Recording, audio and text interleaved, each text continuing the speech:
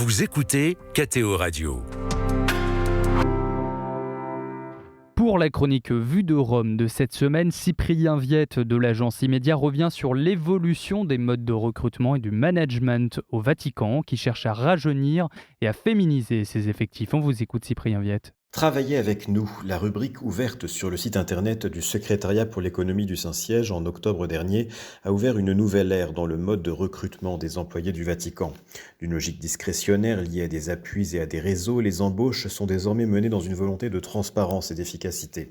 Depuis le début de son pontificat, le pape François a manifesté sa volonté de laïciser, rajeunir et féminiser les effectifs du Vatican.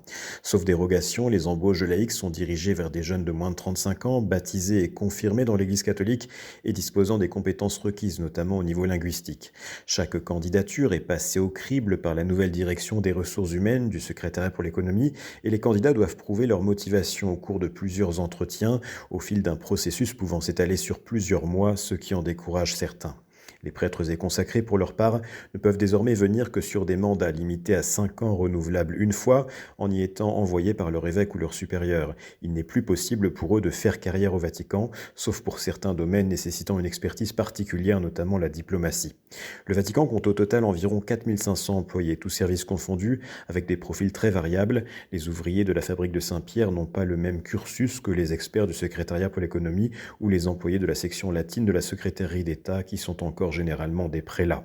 La durée légale de 36 heures hebdomadaires répartie en 6 fois 6 heures ou plus rarement en 5 fois 7h12 est souvent dépassée, notamment avec le travail du dimanche.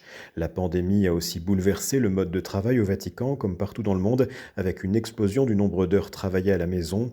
Les groupes WhatsApp, dont les Italiens sont particulièrement friands, se sont mis à crépiter à n'importe quelle heure du jour et de la nuit, certains responsables lançant des discussions à 23 heures.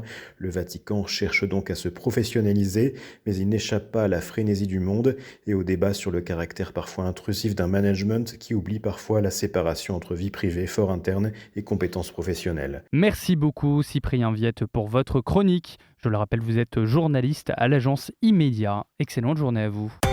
Vous écoutez KTO Radio partout en France sur le DAB+, et dans le monde entier sur Internet.